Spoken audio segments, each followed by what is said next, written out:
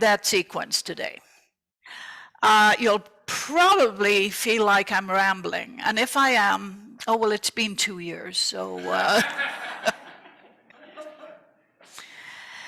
I went online to see what I could find out about what really appreciation meant. And you know, I went right back to my old Webster's dictionary. Online got too confusing. And Webster's New World Dictionary says that appreciation means to think well of, to recognize gratefully, fully or sensitively aware of, to rise in value, to estimate the quality of. Well, I'm going to back up a second. I asked Gail and Bob to sing "What a Wonderful World" before I spoke, because I came into this sort of a little bit unsure. There is so much negativity going on out there, and so much weight and angst.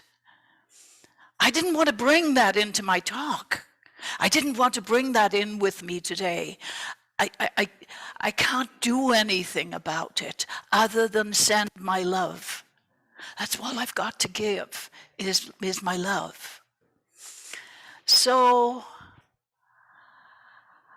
appreciation and it being a wonderful world and appreciating that meant a lot to me. It seemed important to me today.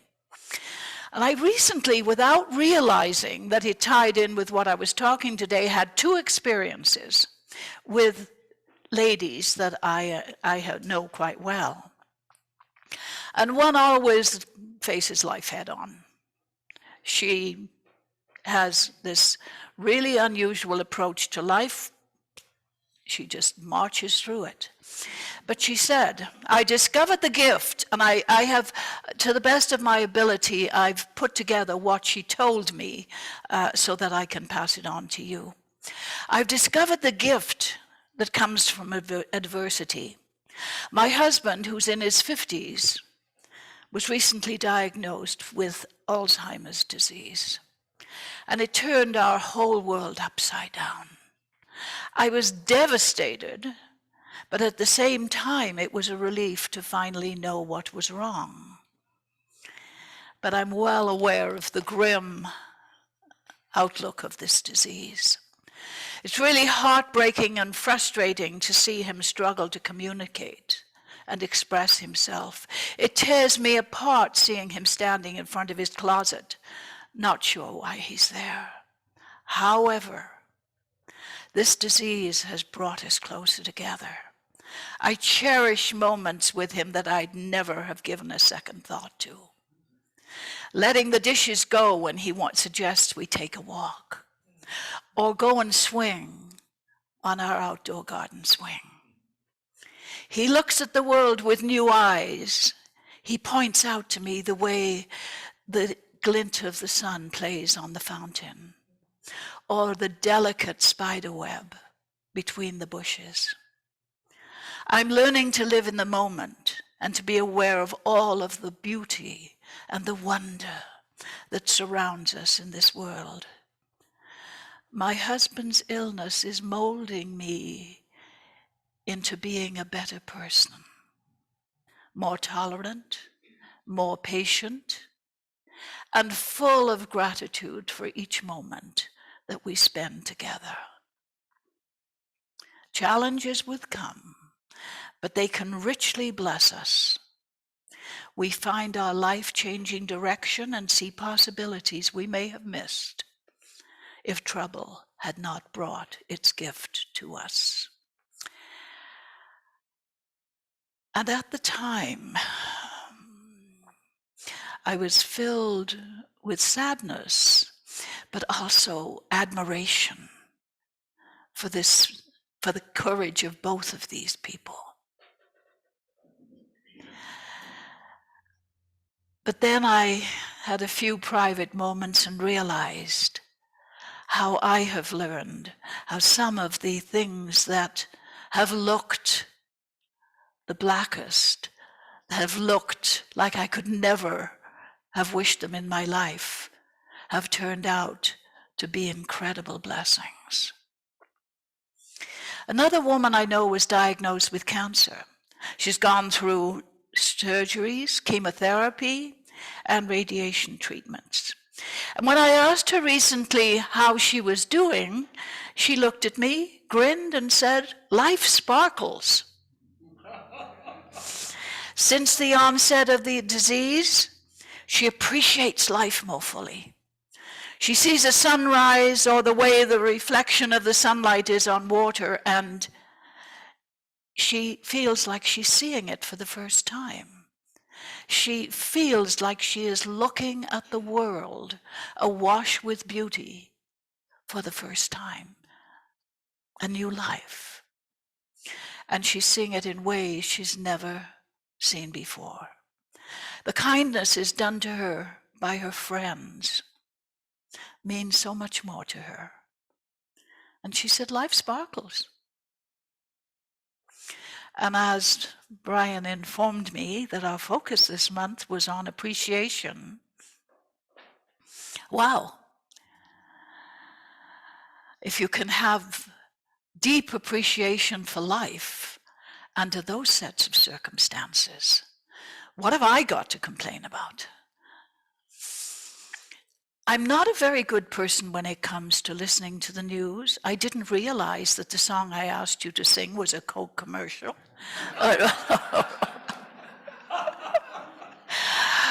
And I don't do news well, and I don't stay with current events. I don't know how to describe it.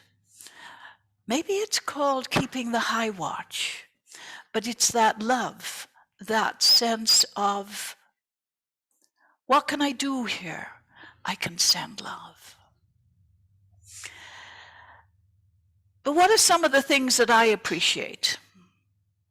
I've learned for myself, I can keep my sense of wonder alive by looking with awe. And to me, appreciation has such a variety of meanings, all the way from polite to awestruck.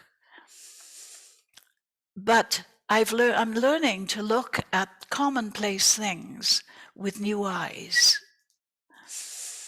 Look up at the sky at night, if you're lucky enough to have no clouds, and see the stars. And if you're in a place where there's very little light, you suddenly realize countless, it's beyond countless. There's so many stars up there. And each one is a miracle in and of itself. And how many do we know about? You know, it's heavenly wonders beyond my comprehension just to be able to do that. I marvel at the moon, and coming up through the trees. Where I live, I am surrounded by oaks. And if I'm very lucky and in the right spot at the right time, I will see the moon come out between the oaks. And it'll sometimes have clouds around it. And if I can see it through all these different ways, they're eerie, mysterious, and I know that I'll never see the same perception of the moon again. I'll never see that again. I feel the same way about a flight of pelicans. I get weird when there's pelicans. I just love them. I so appreciate them. You know, they're either when I'm walking along the edge of the water and they're right there skimming over the waves, or they come over my head if I'm sitting up on the cliff. How do pelicans fly in perfect formation? They skim barely above the waves and they move as one body. What power is at their disposal? What intelligence guides the leader and the followers. They intuitively harness the power, the ground effect, the upward movement of air above the surface of the water. And as their wingspan meets the air, are they thinking, wings dipped, head down, turn right, now left? I don't think so. The power within them, that divine power within them, has given them all the abilities they need to perform as pelicans. Using the dynamics of the air and the wind, their magnificence itself in flight.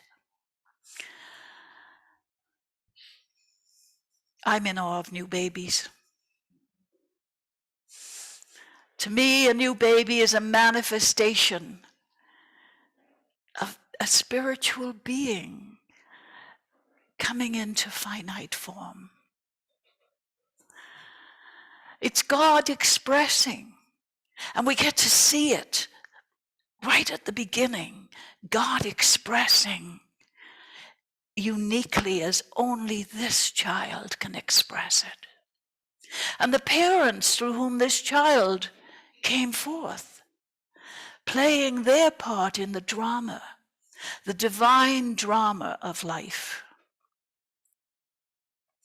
Now, I also have a really deep appreciation for surfers. To me, they're miracles of creation in their own form. They're using the energy of the ocean, the swelling and retracting of that immense body of water, and they're combining it with their own innate skill and energy. And they're literally walking on water. Isn't that awesome? To me, it's just incredible, quite incredible. I'm quite proud of myself that I can swim across a swimming pool. I think walking on water is something I'll have to do for another life. My appreciation for these things also comes about because I know everything changes. And I'll never have the same opportunities to see, to observe, to hold again in quite that way. So how can we keep appreciation alive?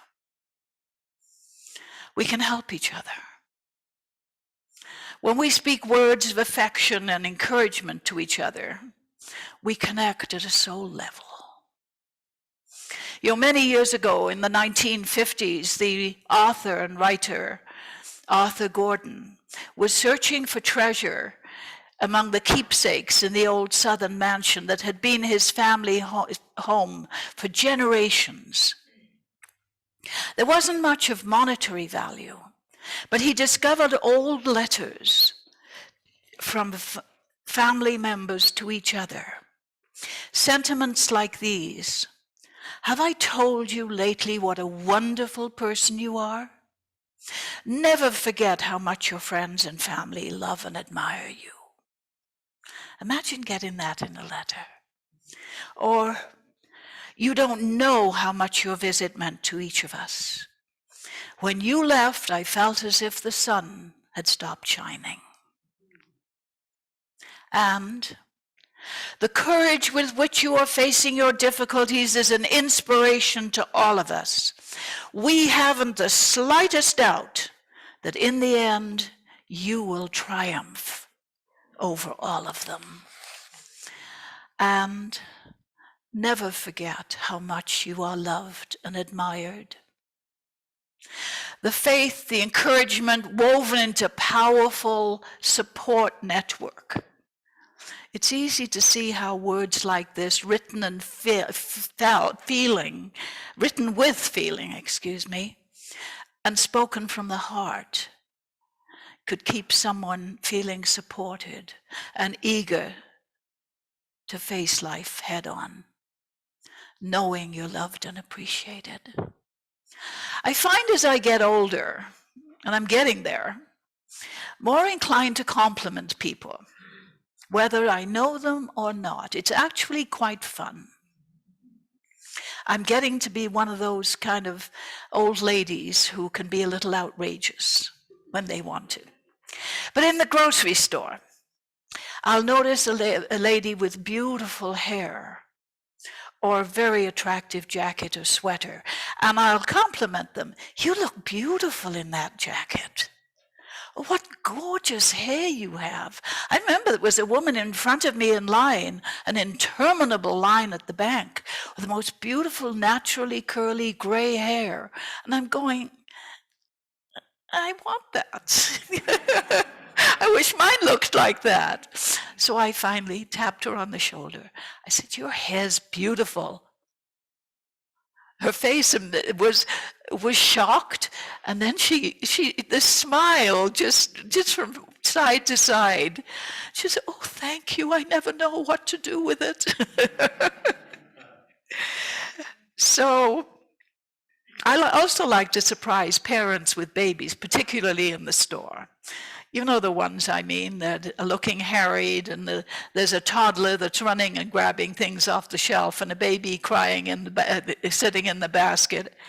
And I'll look at them and I say, what an adorable baby. Or, you must be so proud of that little guy. And particularly if the parents are looking stressed, they'll relax and smile and say, oh, thank you. Particularly the fathers.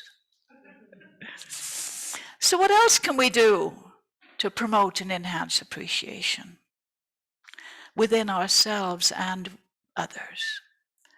We can encourage someone in their progress, a student and their project, or a creative artist, or someone who's manifesting their dream. Your work is excellent. You must be really intelligent to be able to accomplish a project like this. It must feel so good knowing that people get so much pleasure from looking at your art. You inspire me with your willingness to work so hard to achieve your dream, whether it's building a house or creating a garden.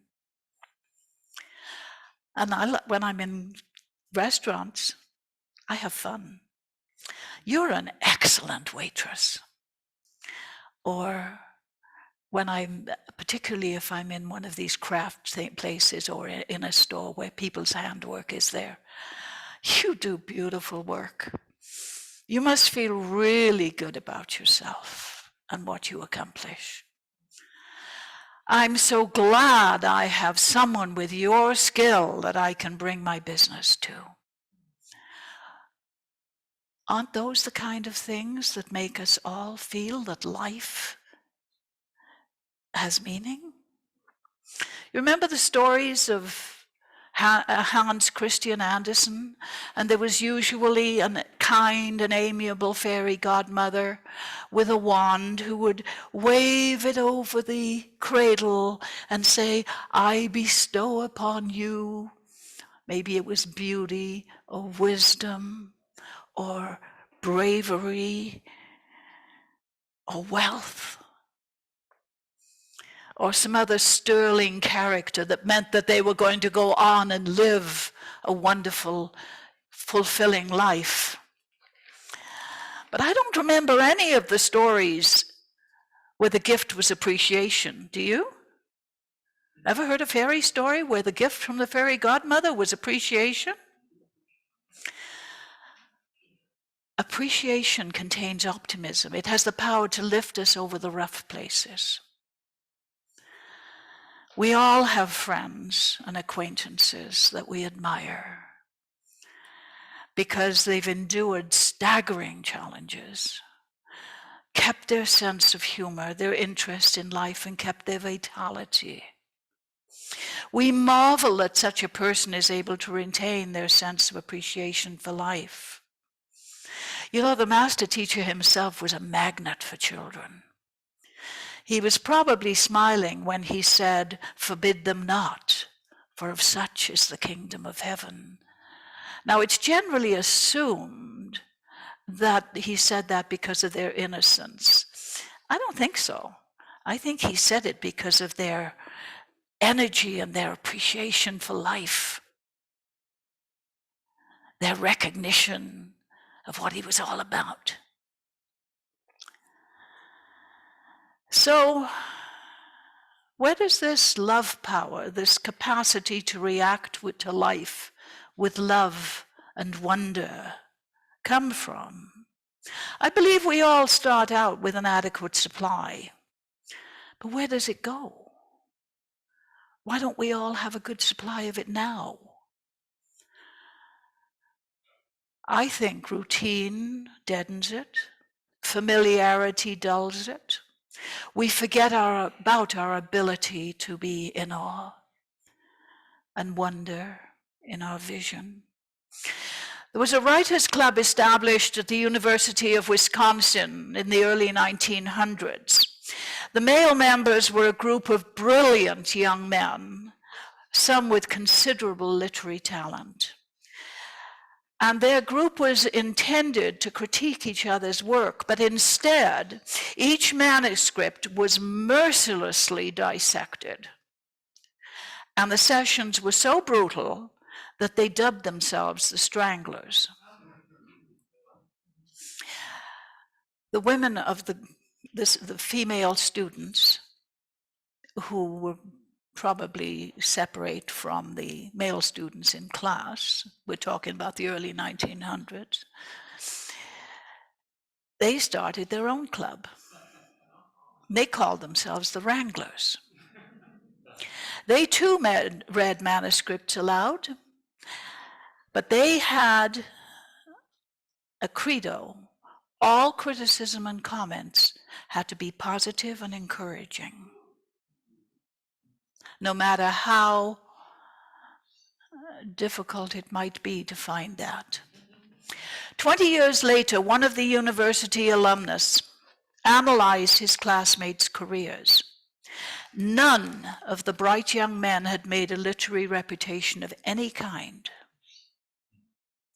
Out of the Wranglers had come half a dozen successful writers, led by Marjorie Kinnan Rawlings, who wrote the blockbuster novel, The Yearling. Food for thought? So I'm going to ask you now to turn within to your mind's eye and join me on the beach at Oceano. And it's my favorite time, sunset. It's getting cool, and the wind has settled to a light breeze. And you fix your eyes on the hazy horizon, and as you watch the sun, you can see it slipping through the small clouds. Now turn your focus to the edge of the earth